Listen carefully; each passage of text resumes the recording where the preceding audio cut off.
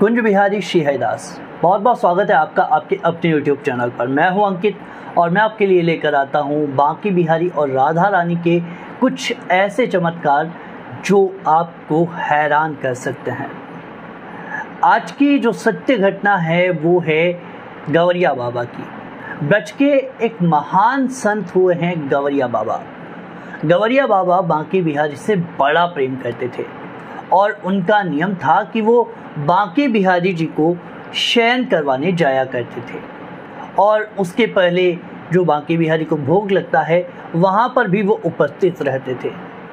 अब एक समय की बात है, गवरिया बाबा जब बिहारी जी को शयन करवाने के लिए जा रहे थे तब रास्ते में उनको हलवाई की दुकान पर गर्मा गर्म लड्डू बनते हुए दिखाई दिए और लड्डू की बड़ी सुगंध गवरिया बाबा को आ रही थी।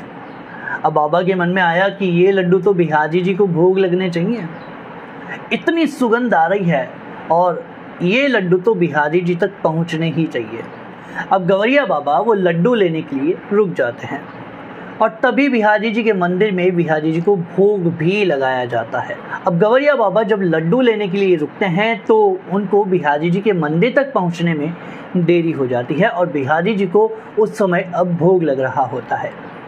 बिहारी जी के पट बंद हो चुके हैं, गोसाई जी बिहारी जी को भोग लगा रहे हैं। अब गवरिया बाबा मन ही मन सोच रहे हैं कि काश ये लड्डू बिहारी जी तक पहुंच पाते।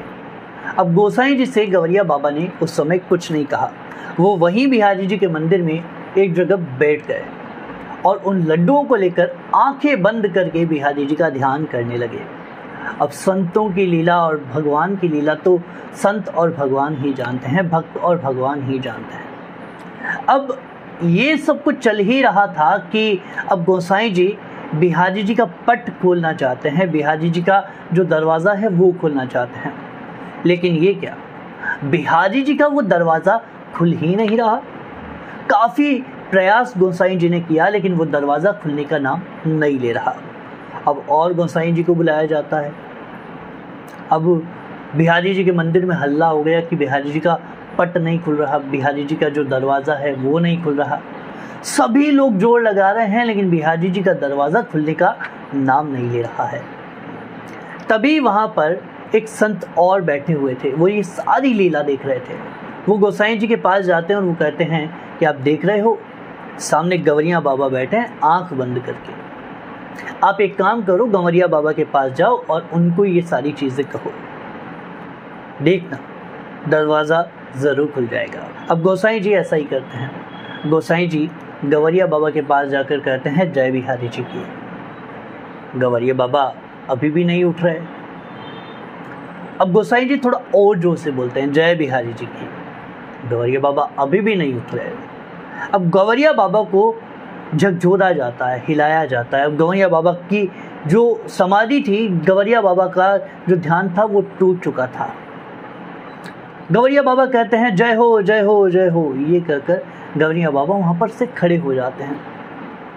अब गोसाई जी कहते हैं गवरिया बाबा बिहारी जी के मंदिर का पट नहीं खुल रहा है, दरवाज़ा नहीं खुल रहा है। तो गवरिया बाबा कहते हैं कि अब आप जाओ, अब खुल जाएगा। गोसाई जी जाते हैं और जैसे ही इस बार हल्का सा बिहारी जी के पट को, बिहारी जी के दरवाजे को हल्का सा हाथ लगाया जाता है और दरवाज़ा खुल जाता है। लेकिन ये क्या, अब बिहारी जी की मूर्ति को जैसा ही देखा जाता है तो बिहारी जी के मुख पर बूंदी लगी हुई थी।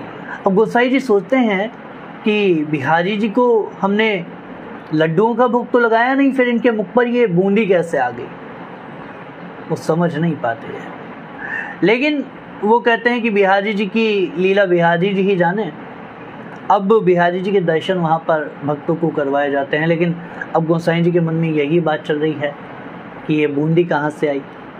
वो गवरिया बाबा के पास जाते हैं और कहते हैं कि बाबा ये क्या लीला है, हमें भी तो बताओ।